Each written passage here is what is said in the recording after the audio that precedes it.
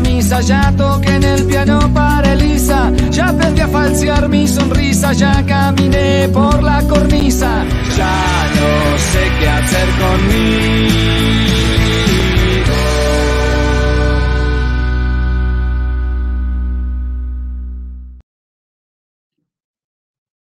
Hola, ¿cómo están amigos? Nuevamente con su programa 10 para analizar temas de periodo y de coyuntura. El día de hoy vamos a hablar de Potosí, a partir de un libro que ha sido escrito por el amigo, el investigador, el doctor de Ciencias Políticas, Franz Flores Castro, quien ha tenido la gentileza de aceptar nuestra invitación. Pero antes de conversar con Franz, en horas pasadas, el 13 de este mes, los abogados hemos cumplido, estamos de aniversario, estamos de festejo, debido a la fundación de la Facultad de Derecho en 1683, justamente un 13 de octubre. A todos los abogados de mi patria, en un momento tan difícil para la justicia, con tantos hechos y denuncias de corrupción, un abrazo desde el programa 10 y que las cosas cambien. Querido Franz, muchas gracias por haber aceptado la invitación para poder conversar de tu producción bibliográfica siempre tan importante y tan profunda. Bienvenido. Muchas gracias, Germán, pues y para mí es una gran oportunidad para poder, como tú dices, un poco conversar sobre la producción investigativa que luego sale, claro, en formato de libro. Uno tiene la alegría de que luego se puede volver libro las ideas que uno ha plasmado en unos papeles, digamos, ¿no? Me llama la atención, para empezar, el título, que creo que es provocador, que creo que es desafiante. El esplendor inútil, Potosí ante el Estado boliviano. ¿Por qué el título? Bueno, el título en realidad, bueno, a ver, te cuento, este libro, El esplendor inútil, es el resultado en libro de mi tesis doctoral. Mi tesis doctoral que la defendí el 2018. Tuve la suerte de que los tribunales acogieran con bastante benevolencia, digamos, bastante amplitud lo que planteaba la tesis, y ellos al finalizar la defensa otorgaron digamos, una nota, pero recomendaron la publicación del libro. Entonces, este libro es producto de esa tesis doctoral, ¿no? Y si algo quieres que te cuente como anécdota, este libro ha debido ser el libro que más lecturas de evaluadores externos a mi persona ha tenido. Es decir, primero ha tenido que superar la lectura del tutor de tesis, que era el doctor Felipe Burbano de Lara, profesor de Flaxo. Luego ha tenido que superar la lectura de los tribunales de tesis, y yo supuse que ahí había terminado todos mis problemas, ¿no? Es decir, que era de agarrar la tesis doctoral e imprimirla luego nada más. Pues no ha sido así, porque después han enviado ellos a un par de lectores que se llaman lectores ciegos, ¿no? De pares ciegos, que también han tenido que evaluar el texto y volver a ratificar que era publicable. Y luego la conversación o las reuniones que teníamos con la editora del texto, ¿no? Entonces, por eso es que se defiende en noviembre del 2018, y ahora en este mes de octubre sale, pero imagínate, 4 años después el libro, ¿no? Entonces, claro, el libro originalmente se llamaba Las relaciones centro-periferia, ¿no? Desde el Estado nacionalista hasta el Estado plurinacional, o sea, vale decir 1952, 2015 más o menos. El caso de estudio era Potosí, pero claro, este título no era muy vendible, digamos, ¿no? Entonces, en formato de libro, le tuvimos que cambiar el libro y poner un título que también refleja, por supuesto, el contenido del libro, pero llama un poquito más la atención, y es por eso que el libro tiene este nombre, ¿no? El esplendor inútil, que alude a la idea de una región muy rica, muy esplendorosa, pero cuyo esplendor y cuya riqueza no le han servido para su desarrollo. Es decir, ha sido un esplendor inútil, ¿no? Es decir, unas riquezas que no han logrado generar procesos productivos más interesantes a la larga, ¿no? Y Potosí es uno de los departamentos de ese tipo. También se podría quizás hablar de Sucre o quizás también de su universidad. Tenemos una universidad a la cual tú aludías, que tiene una tradición, un pasado esplendoroso, lleno de grandes logros, lleno de historia, todo eso, pero ¿de qué le sirve ese esplendor, ¿no? Esta es la idea de central un poco del texto, ¿no? Tú planteas una dicotomía interesante que la has manifestado ya. Una región, una ciudad como Potosí, inmensamente rica, no solamente en términos regionales de Bolivia o de Latinoamérica, sino una presencia mundial. Y que sin embargo esa riqueza tiene un correlato de pobreza. Exacto. Y en tu libro, en algún momento señalas el ejemplo también de Santa Cruz, cuya riqueza más bien ha sido el punto de partida para un proceso de desarrollo, dicho de otro modo, para que el Estado Nacional te dé pelota, te haga caso. ¿Por qué no se dio el mismo proceso con Potosí, que dio tanto y recibió tan poco? Claro, el libro trata de desentrañar justamente esa paradoja, ¿no? Que es evidentemente una enorme paradoja. Para que una región se desarrolle en términos teóricos, necesita un actor fuerte en su seno, ¿no? Necesita una identidad fuerte y necesita un discurso, una institución fuerte, ¿no? Y, por supuesto, necesita recursos naturales, ¿no? O sea, lo que dice la teoría es que una región, cuando tiene recursos naturales que son vitales para la existencia del Estado, ¿no? Esa región puede chantajearle, y es la palabra que utiliza el teórico, chantajearle al Estado y decirle, si tú quieres mis riquezas, lo que tienes que hacer es darme desarrollo. Punto.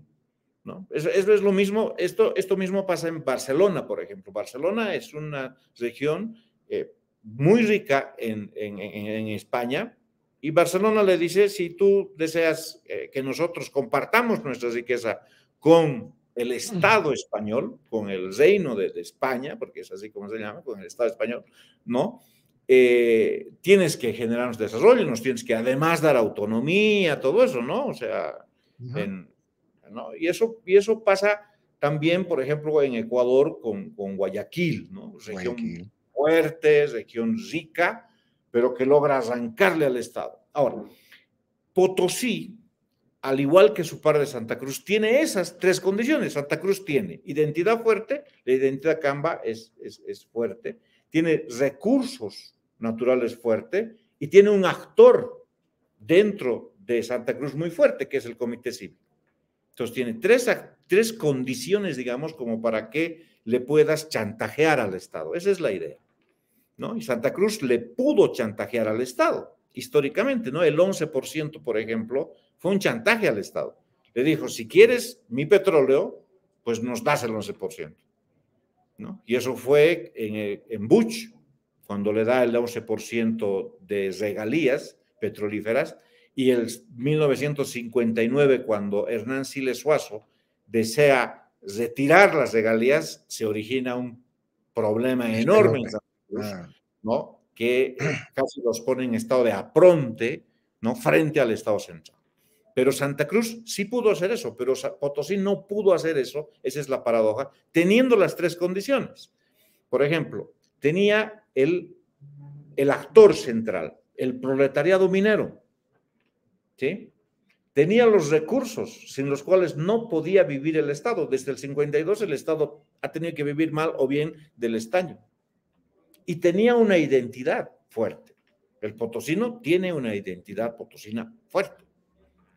Y sin embargo, el caso cruceño es exitoso y el caso potosino no es exitoso. Entonces, la tesis trata de desentrañar, digamos, esa paradoja, esa pregunta, ese problema que se presenta en dos regiones distintas, teniendo las dos condiciones similares, iguales, ¿no? Ahí lo dejo porque ya podemos después hablar por qué razón ocurre eso en Potosí, por qué razón no ocurre en Santa Cruz, ¿no? Pero Ahí es, además, trata de explicar eso, ¿no? Ya conversando contigo vamos a ir hablando de eso, ¿no?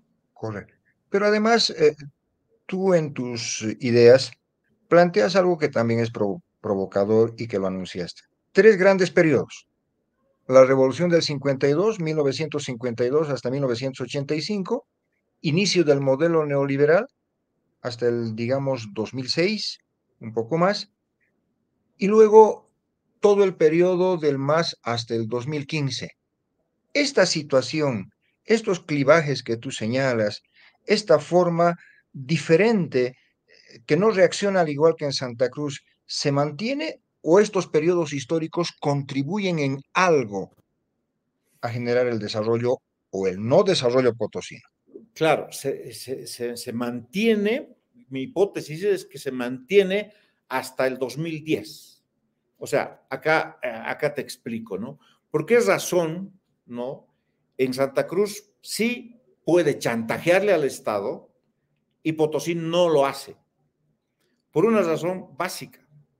El actor más importante cruceño era un actor que se piensa primero como cruceño y luego como boliviano. El actor más importante en Potosí, como es el proletariado minero, primero se piensa como nación y luego se piensa como región. Es decir, para el proletariado minero, que es el actor más importante de Potosí, el hecho de que salgan las riquezas mineras estañíferas de Potosí hacia el centro y luego esto sea trasvasado a Santa Cruz, era un hecho normal, era parte de su lógica nacionalista. Es decir, aquí nos topamos con un actor bien importante regional, vital, pero que tiene una mentalidad y una idea nacionalista del Estado. Es decir, Santa Cruz, primero se piensa como Santa Cruz y luego como Bolivia, y en Potosí se piensa primero como nación y luego como región. Entonces, la hipótesis que yo sostengo es que ese punto, el del actor y la forma como razona su relación con el Estado, ha sido clave para que Potosí no le chantajee con sus recursos al Estado central. Porque para el minero, digamos, para el pensamiento del minero, lo primero que había que hacer era construir la nación boliviana. Al construir la nación boliviana, legitimaba el hecho de que el centro estatal succione sus recursos y los trasvase, y está eso en el primer capítulo súper demostrado en mi criterio, en mi libro, ¿no? Los trasvase a Santa Cruz. Y el minero no decía nada, era parte de su misión histórica, digamos. Claro, fue parte de su misión histórica, se logró construir nación a partir de los recursos mineros, Estado nacional, pero esto fue nefasto, fue funesto para los intereses de la región potosina. ¿Te das cuenta? Lo que tú dices, Franz, me parece que estarías también a momentos hablando de Sucre y Chuquisaca, que siempre ha pensado primero en la nación y claro. luego en la región, ¿no es Sí, verdad? sí. Pero ¿por qué se ha dado esto? ¿Por qué Santa Cruz primero piensa en la región y luego en la nación y en Potosí, Chuquisaca al revés? Primero, porque es un sacrificio, y es un sacrificio, por favor, en términos positivos. No es que estemos en contra de, sino que más bien hemos sido grandes articuladores de Bolivia, de la nación boliviana, pero no hemos recibido la retribución de la nación boliviana en términos del sacrificio depositado a esa nación. ¿Por qué? Claro. Claro, Santa Cruz tiene una formación histórica distinta a la de Sucre y Potosí. Santa Cruz hasta 1952 vivía al margen y un poco a espaldas del Estado.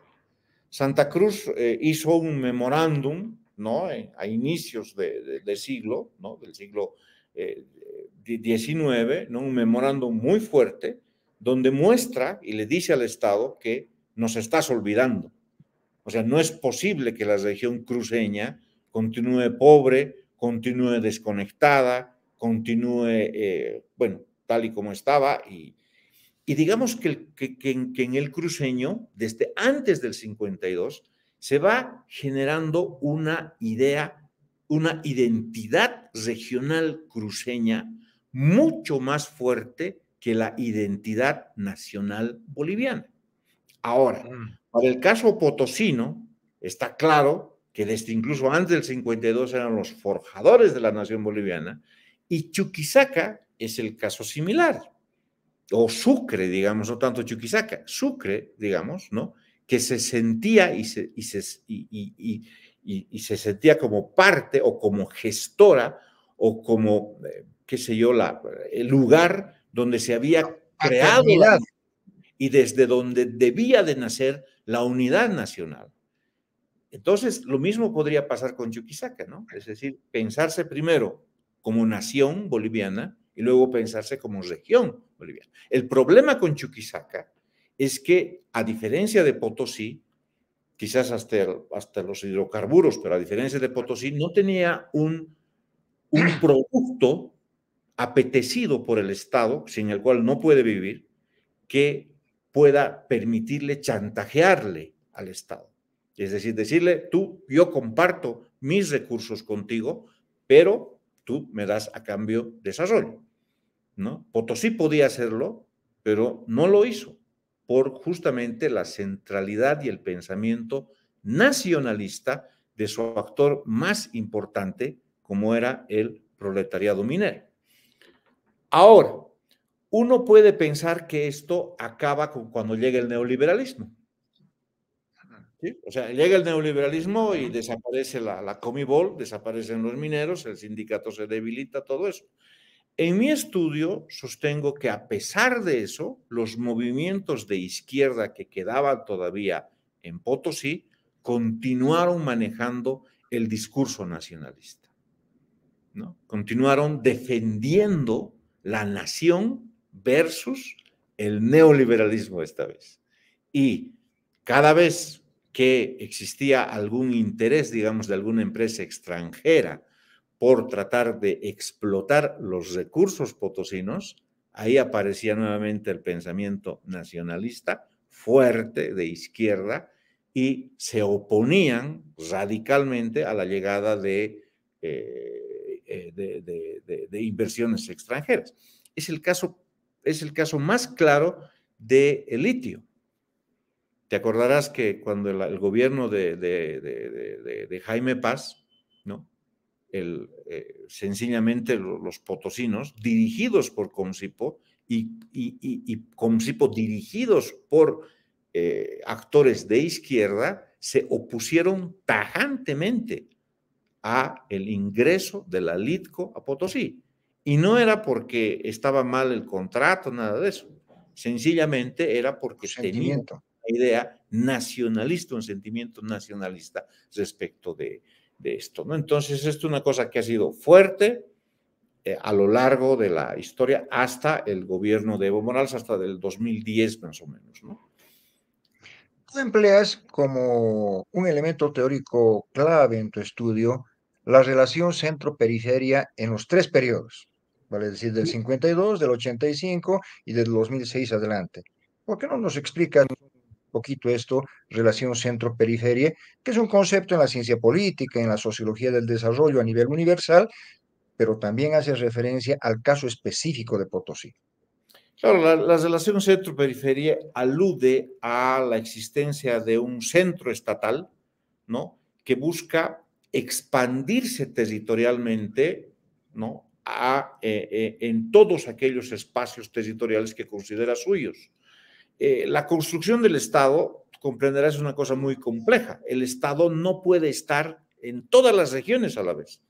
Bolivia, por ejemplo, es un espacio bastante grande para los recursos económicos que tiene, ¿no? Pero lo que hace el Estado central es tratar de expandir, ¿no?, su dominio territorial, político, económico e incluso cultural, porque tiene que expandir una idea de nación a todos aquellos espacios que considera suyos, ¿no? Entonces, ahí entra el concepto de la relación centro-periferia, tomando en cuenta para entender justamente los regionalismos, ¿no?, en su dinámica entre la disputa entre un centro que busca dominar a otras regiones y un centro que a veces logra dominar y a veces no logra hacerlo. El caso de Santa Cruz está claro que no logra hacerlo. ¿Ya te das cuenta? Es decir, te das cuenta ahí de las raíces históricas, incluso de la disputa que hoy existe en Santa Cruz respecto del MAS. El MAS, como Estado, está haciendo serios esfuerzos por tratar de dominar a la periferia cruceña y, sin embargo, no lo logra. No ha podido lograr. Y el ejemplo más claro es que no ha podido poner un alcalde, un gobernador que sea del MAS. El dominio territorial es ahí complicado, complejo. Es una periferia que se resiste al dominio del centro. Pero hay otras periferias que no tienen esa capacidad de resistencia. Una de ellas es, por supuesto, Potosí y otra de ellas es Santa Cruz. Mi hipótesis es que sus élites, es decir, sus actores más importantes, son fundamentalmente nacionalistas. Y eso es lo que hace, lo que facilita que el centro pueda dominar a la periferia. En el caso cruceño esto claramente no se ha dado, ¿no? Ahí me surge una duda. Evidentemente, con la revolución de 1952 hay un brote de nacionalismo, con su precedente la Federación Sindical de Trabajadores Mineros de Bolivia, la fundación de la Central Obrera Boliviana, que tenían una concepción del Estado Nacional, ¿no? Puede haber ahí una explicación. Pero con el modelo neoliberal, Franz, con la penetración de la iniciativa privada en la explotación hidrocarburífera, minera, etcétera, ¿por qué no se cambia este pensamiento? ¿Por qué no es un momento de ruptura para generar un pensamiento más regional que permite una reivindicación respecto al Estado central?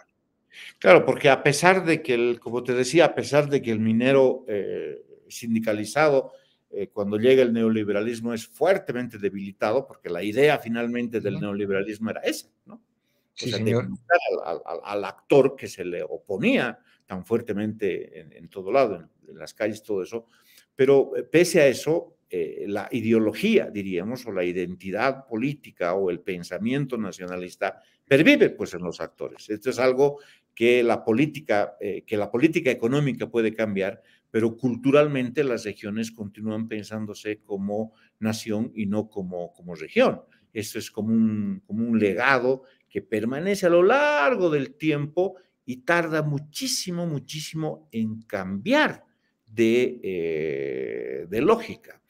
La demostración más clara de esto, y eso está en mi libro, es que casi todos los presidentes de COMCIPO, ¿sí?, del Comité Cívico Potosinista, han sido también dirigentes de la Central Obrera Departamental.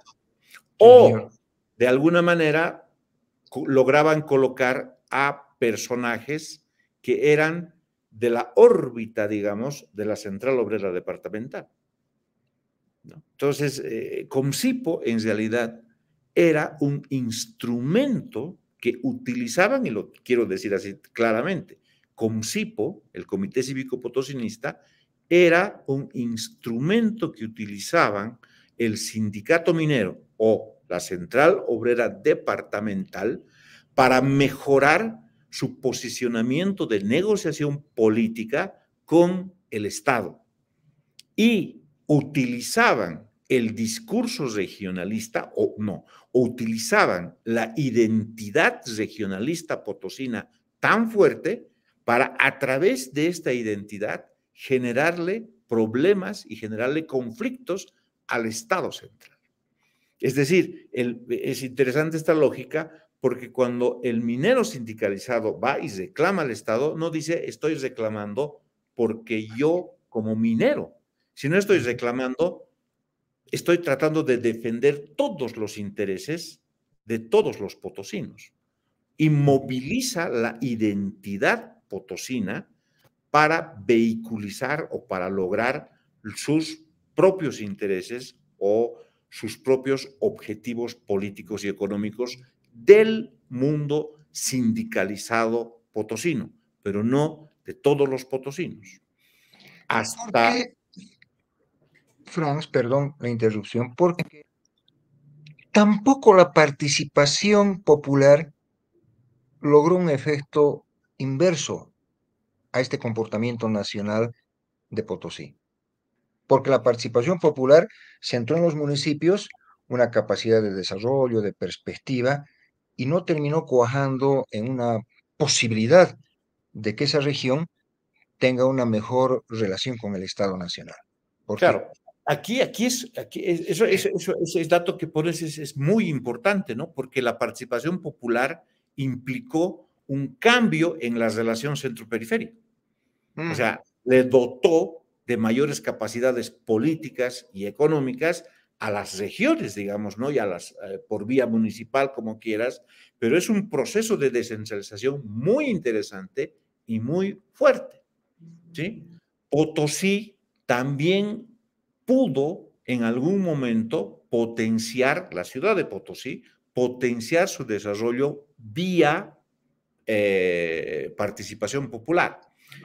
Ahora, la historia es la siguiente. Quien se benefició políticamente de los recursos de la participación popular fue, te acordarás, el liderazgo de René Joaquino Cabrera. Claro. ¿Sí? Es un líder que, bueno, había un desgaste profundo de los partidos tradicionales, en realidad casi todos los... Él llega a ser alcalde de Potosí porque casi todos los otros concejales tenían mandamiento de apremio, o sea, tenían problemas judiciales. Entonces, él es electo coyunturalmente como alcalde, logra una buena gestión, digamos que interesante, y en ese momento aparece la participación popular y él de pronto tiene recursos, ¿no? Tiene institucionalidad y logra un cambio en la ciudad. Y he ahí la popularidad grande de René Joaquino, que logra engarzar, digamos, este deterioro de los partidos políticos tradicionales en la ciudad de Potosí, logra engarzar con el proceso de participación popular.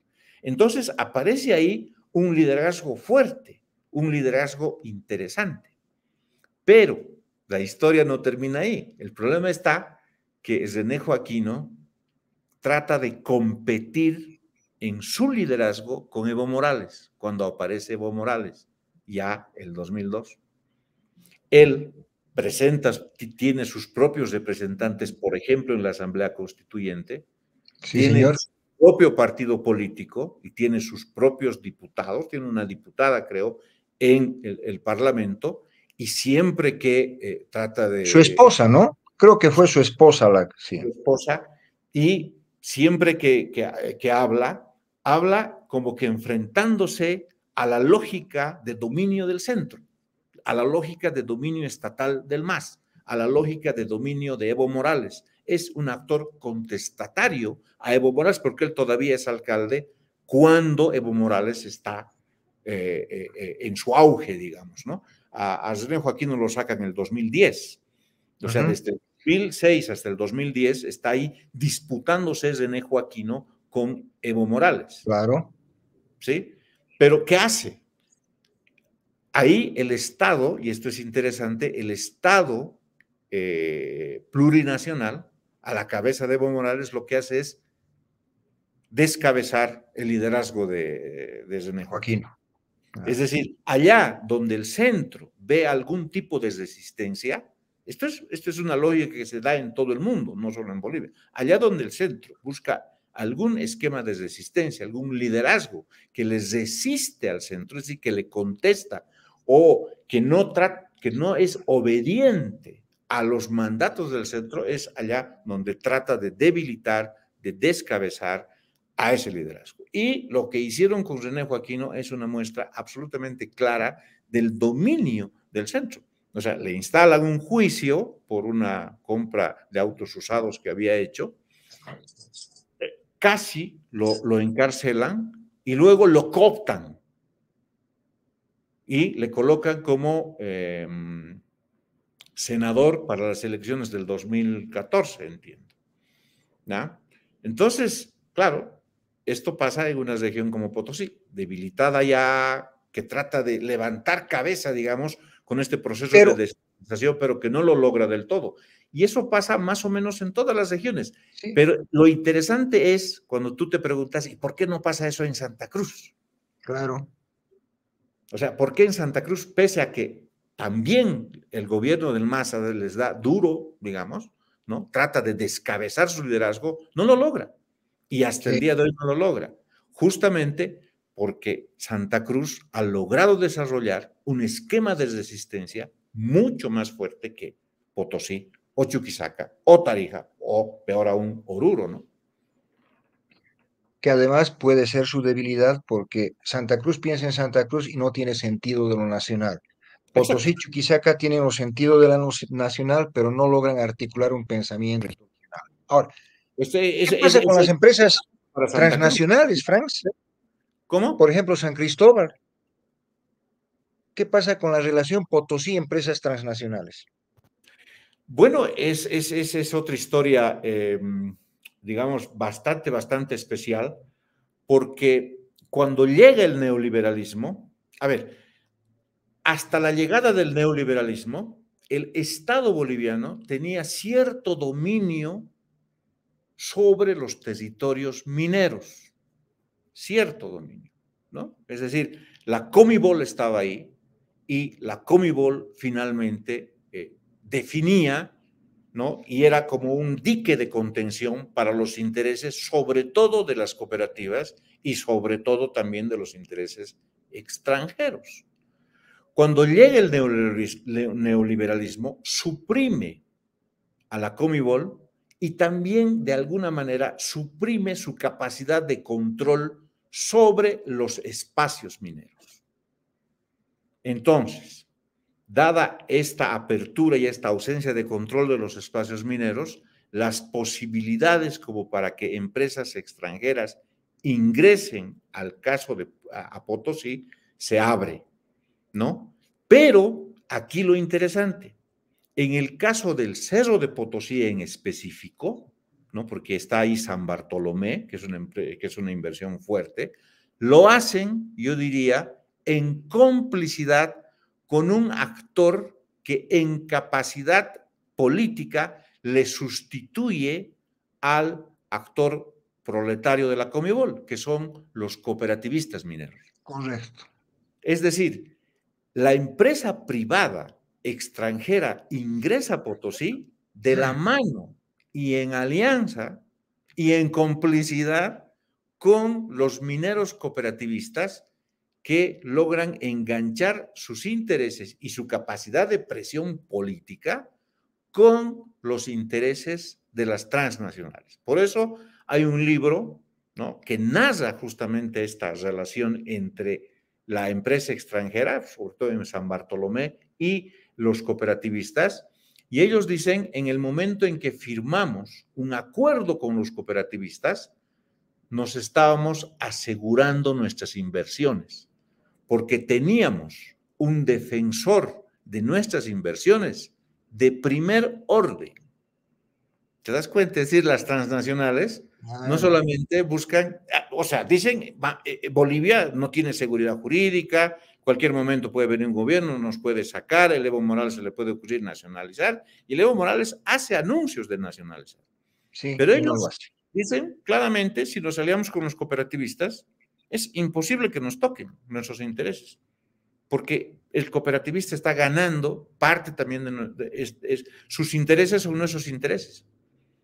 Y por lo tanto, se aseguran de esa manera sus inversiones. Es por eso que ingresan. En el caso potosino esto se ha dado. En el caso no sé, de otra región que está un poco más alejada, creo, Ese caso no lo he estudiado, pero es más o menos parecido, ¿no? La inversión norteamericana en los Estados Unidos llegó en algún momento a los $1,000 millones.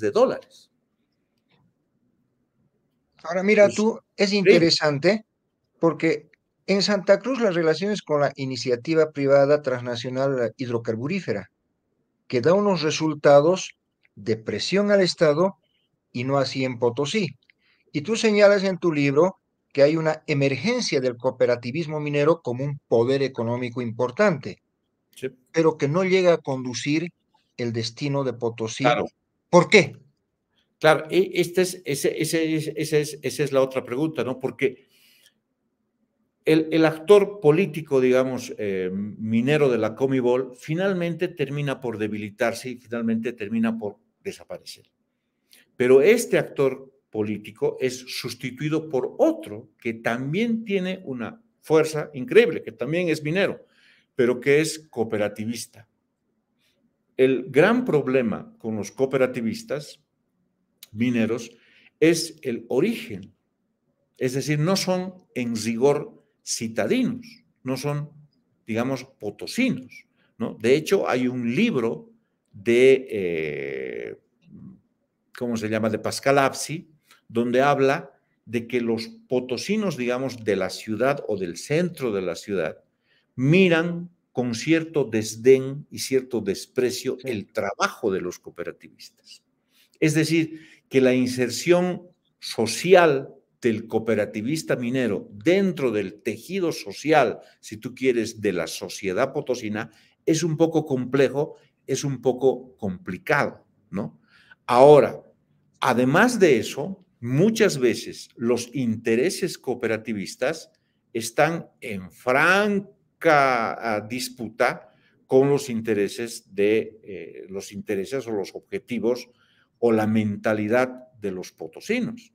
Finalmente, los cooperativistas son los causantes del deterioro del Cerro Rico y son también los causantes de la contaminación de las aguas, digamos, que nutren a la ciudad de Potosí, ¿no? Entonces, muchas veces el comité cívico ha salido a las calles, ha intentado hacer huelgas, ¿no?, para que el Estado controle la explotación de los cooperativistas.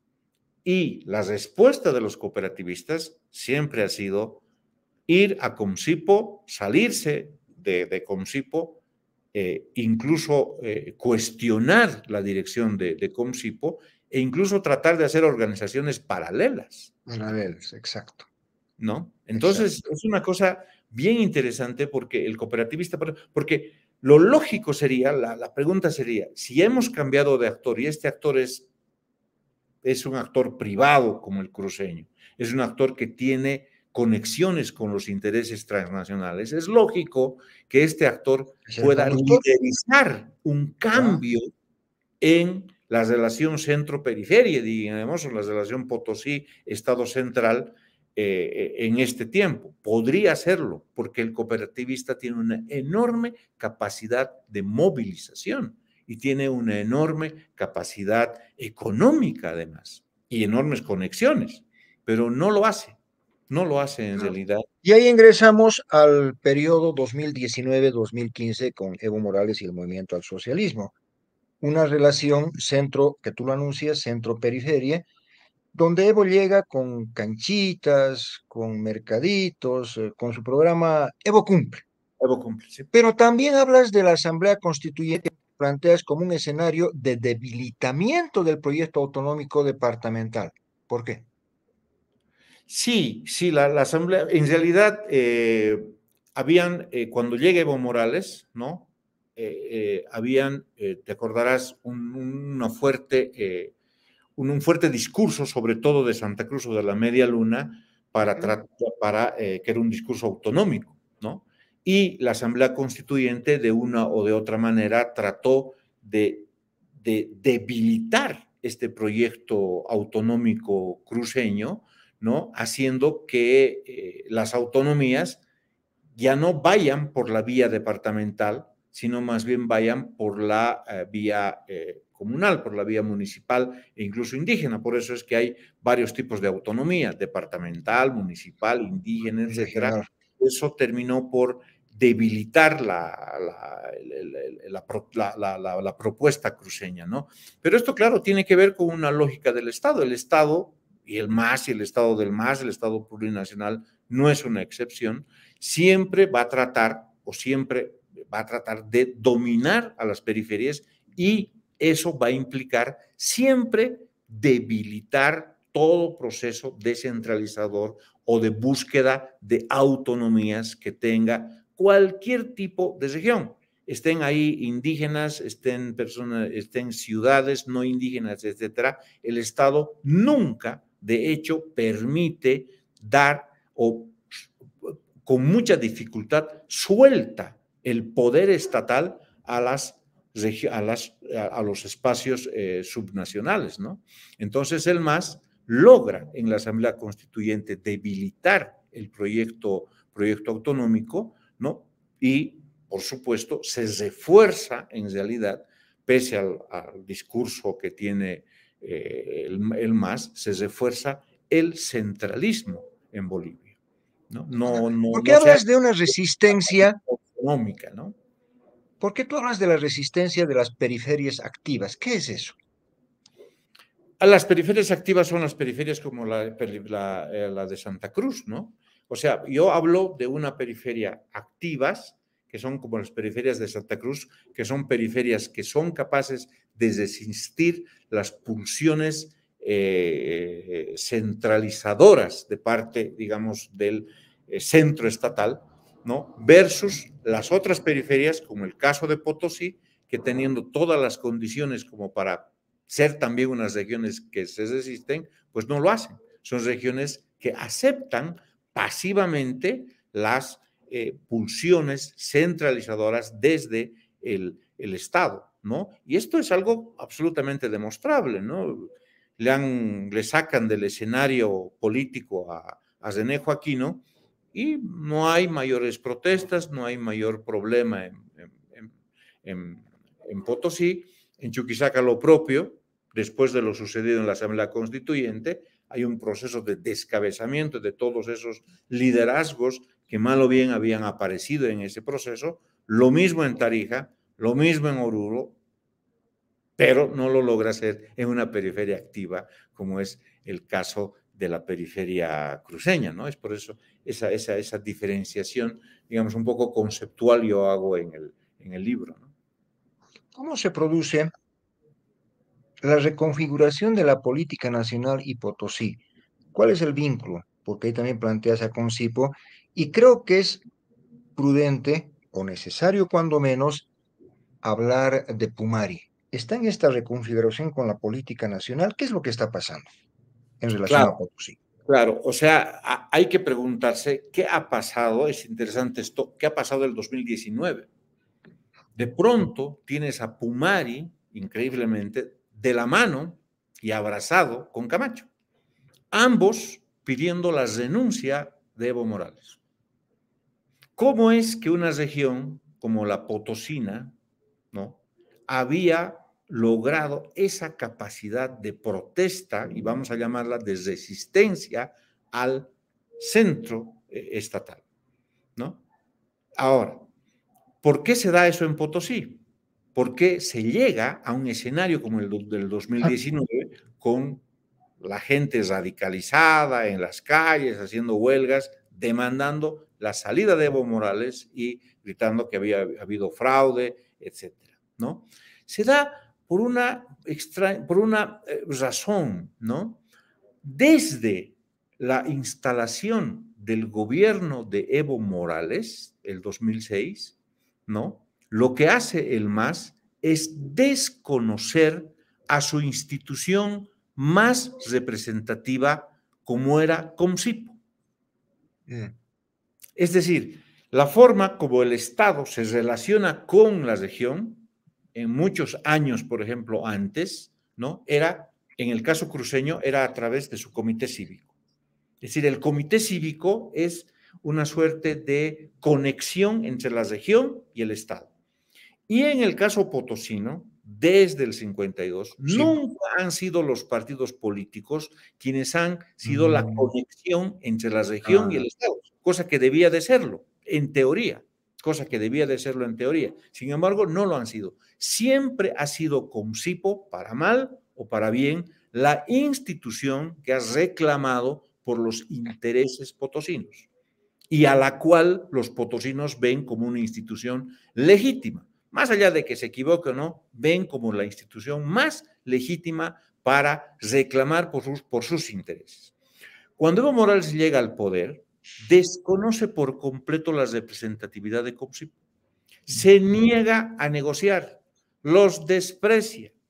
Te acordarás el año 2010, los Sí. potosinos 19 días de huelga, donde está todo bloqueado, donde ya hay carestía de alimentos, donde la gente literalmente está en las calles bloqueando las calles, donde para ir a un hospital tienen que llevar a la gente en carretilla. Es decir, es un acto heroico comandado por su comité cívico, pero que el MAS se niega a reconocer en su representatividad. Es decir, los desprecia. Dice, con ellos no voy a negociar absolutamente nada. Puedo negociar con la Confederación de Campesinos Potosinos, puedo negociar con otras instituciones, con el propio MAS, pero con Comcipo no lo voy a hacer, ¿no? Y ese es el gran error de Evo Morales, porque le desconoce el 2010 y también le desconoce el 2015 al Comité Cívico. Entonces, cuando llegue el 2019 y el MAS necesita vincularse de alguna manera en un espacio de negociación con la región potosina, encuentra que no puede negociar con nadie porque está peleada con la organización más importante y representativa del departamento, de la ciudad de Potosí, como es Comcipo, ¿no? Entonces, ahí lo que se está hablando claramente es que las conexiones vinculantes entre Estado y región se rompieron. Se rompieron porque desde el Estado se negaban a reconocer la representatividad y la legitimidad de su institución más importante, como era el Comité Cívico, ¿no? Y esto es... Dicho eso, entonces, Franz, ahora, ¿cuál es el actor principal? ¿Y esa periferia es pasiva, es activa y por qué? Bueno, al finalizar el libro, yo sostengo que es probable que Potosí pueda constituirse en una periferia activa. Y yo doy el año exactamente. ¿Por qué? Porque el año 2010 se produce un quiebre fundamental en Potosí. Comcipo deja de estar dominado por la Central Obrera Departamental, es decir, Comcipo deja de ser un instrumento dócil del proletariado minero o de la Central Obrera Departamental para ser dirigido por personas no ligadas de manera directa a la Central Obrera Departamental o al ámbito minero de la Comibol, si tú quieres, ¿no? Claramente Celestino, ¿no? El presidente de ese momento, Celestino Condori, creo que se llamaba, viene de las clases medias, incluso clases medias empobrecidas, ¿no? Es una persona que trabajaba como taxista, es una persona que es un estudiante, que no viene de las capas ricas, que no viene de las zonas, digamos, de dominio del sindicalismo minero, y esto en mi criterio marca un quiebre, ¿no? Porque hasta antes del 2010, Comcipo estaba pero absolutamente articulado al MAS. De hecho, hasta el 2010, Comcipo no le hizo una sola huelga fuerte a Evo Morales, ni una sola huelga. Es decir, había un personaje ahí que lo llamaban el Locoto Gutiérrez, que permanentemente apoyaba al MAS, o sea que no tenía ningún problema en apoyar políticas del MAS, que apoyaron, por ejemplo, en la Asamblea Constituyente, apoyaron protestando en contra de los intentos de propuesta autonómica de Santa Cruz, etcétera, ¿no? Pero claro, eso es hasta el 2010. Una vez que está Celestino Condori en la presidencia del Comité Cívico y él ya no tiene este anclaje ideológico estrictamente nacionalista, ¿no? Es cuando se produce el quiebre. Y tenemos ahora a un comité cívico potosinista que, a diferencia de todo lo que pasaba antes del 2010, está, pero en completa desarticulación con el Estado. Es decir, está como un actor desafiante al Estado central. Y en esa medida es que se ha mostrado el 2019. El 2019 es justamente resultado de eso, ¿no? Resultado de ese proceso. Introducido el encarcelamiento de Pumari, que es, digamos, un momento cúlmine, y la persecución de los otros líderes que están o prófugos o están con detención domiciliaria, etcétera, bajo el estilo del gobierno, surge una nueva conducción lideral de una señora que anuncia, en relación al censo, un cabildo. ¿Será una reactivación de esta periferia activa y con alguna perspectiva? Porque no te olvides, y aquí agrego un pedacito, de que Potosí siempre plantea un Estado federal, no tanto un Estado unitario. ¿Cómo ves el Sí. futuro, querido Franz? Sí, sí, claro, pero lo del Estado federal no pasa de ser una cosa, digamos, Ah, ya. emocional, más reactiva que real, ¿no? Potosí nunca ha planteado en realidad seriamente, de manera seria como Santa Cruz, digamos, el federalismo, pese a que podía haberlo hecho, ¿no? O Sí. sea, imagínate siendo la región de cuyos recursos vivía en un 80% el Estado boliviano, una región que no ha podido aprovechar para decirle al Estado boliviano, si quieres mi estaño, me das desarrollo, no aprovechó esa oportunidad, está desaprovechada, ¿no? Y claro, ahora lo que me preguntas, y claro, eso no ha podido cuajar en una propuesta de federalismo, digamos, serio. Es más una respuesta emocional, coyuntural, pasajera, pero no se da en el largo plazo, ¿no? Pero pero de todas maneras, esta disputa entre el comité cívico y el MAS, ¿no? Y el gobierno permanece, se está dando, ¿no? Es un comité cívico que, pese a todo, está vigente, ¿no? Recordarás que el comité cívico aquí en Chuquisaca ya no existe, el de Potosí sí existe, y es algo que el gobierno siempre trata de desconocer, ¿no? Porque los persigue, trata de meter miedo a través del encarcelamiento de Pumari, como para decir, si siguen con esa lógica, les va a pasar lo mismo que a Pumari, etcétera, ¿no? Pero no se dan cuenta de que los movimientos regionales de protesta que se dan tienen un telón de fondo, que es una profunda identidad potosina. Una identidad potosina, ¿no? Que puede representarse en muchas cosas, qué sé yo, en la comida, en la forma de comportarse.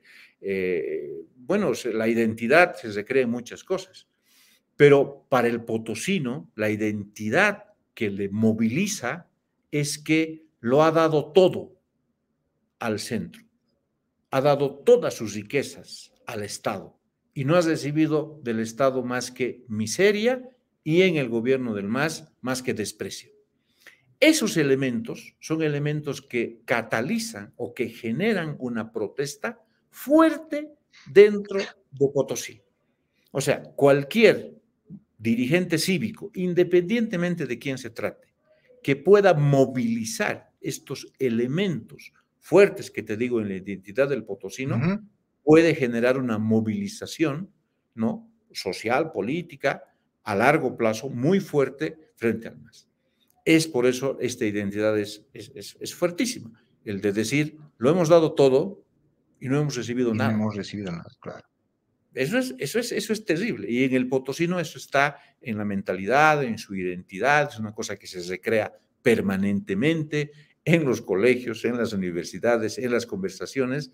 Y claro, mi libro trata de un poco también reflejar eso, ¿no? Es decir, una ciudad esplendorosa, una ciudad rica, un departamento con grandes recursos, pero que no le han servido de mucho. Es por eso que se titula El esplendor inútil, ¿no? Franz, muchísimas gracias. Repito, ha sido muy gratificante conversar contigo, ver estos datos que ojalá puedan servir para la reflexión en el país, en Potosí, en Chuquisaca y en otras regiones. Muchas gracias, Franz, por tu presencia. Muchas gracias, pues, Germán, y siempre disponible para conversar contigo, y te agradezco de manera muy especial por haberle puesto atención a mi libro, que ahora está circulando en Ecuador porque ha sido publicado en Ecuador, pero yo creo que ya en cosa de semanas ya tendremos también, ya lo podré vender, ya pondré mi puestito por ahí para vender mi librito, El Esplendor Inútil, ¿no? Tú sabes que ya tienes una primera reserva. Frank, nuevamente, muchas gracias. Nuestro agradecimiento a José Rolando Flores, director del canal universitario, y a todos ustedes nuestro también agradecimiento por habernos seguido en el programa. Con nosotros será hasta la próxima semana.